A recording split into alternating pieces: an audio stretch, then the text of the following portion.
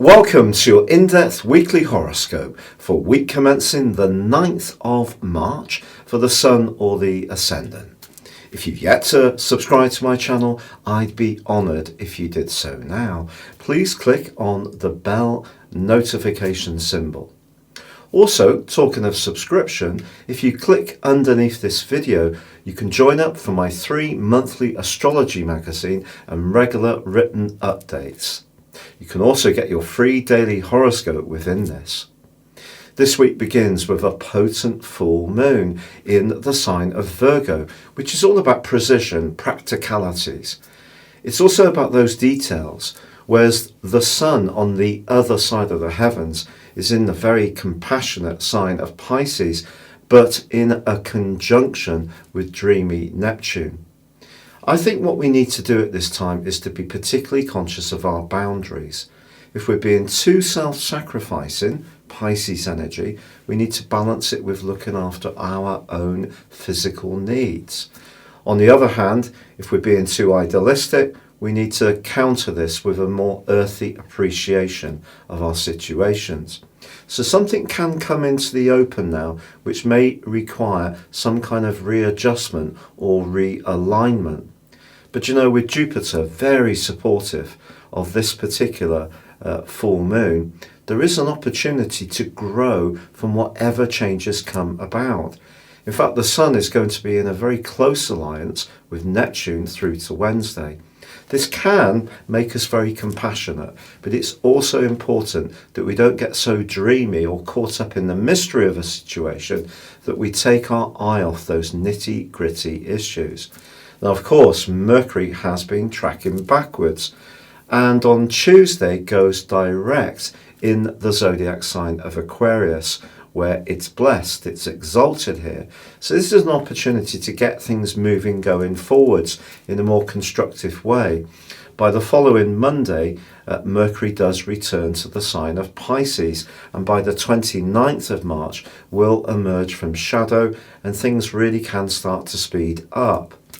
But this week, on Saturday and Sunday, also sees Mars go alongside Jupiter.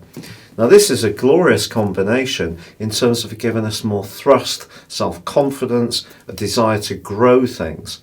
But another important alliance this week is between Venus and Uranus.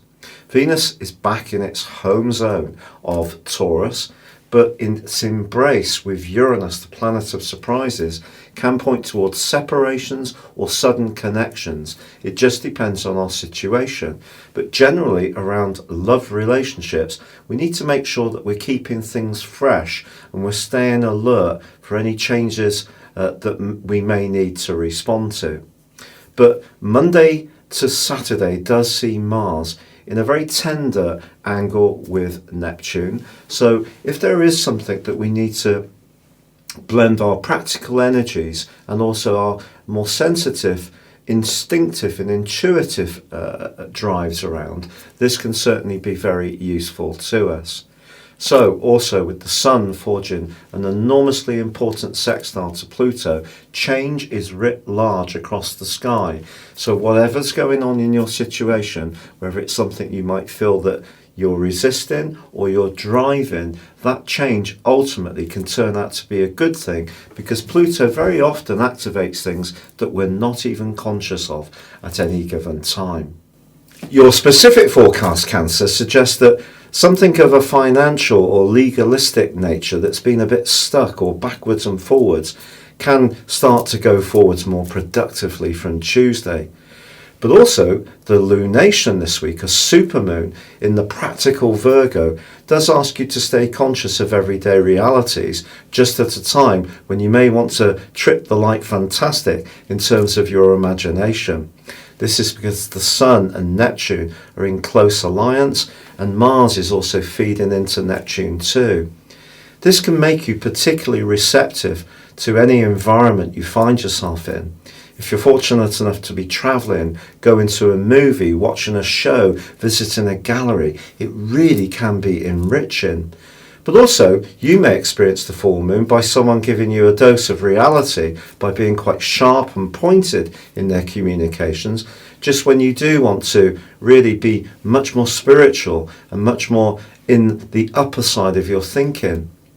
But with Venus being in conjunction with Uranus, some exciting and unusual people can come into your world. Also, your longer term plans can change, particularly around your love life.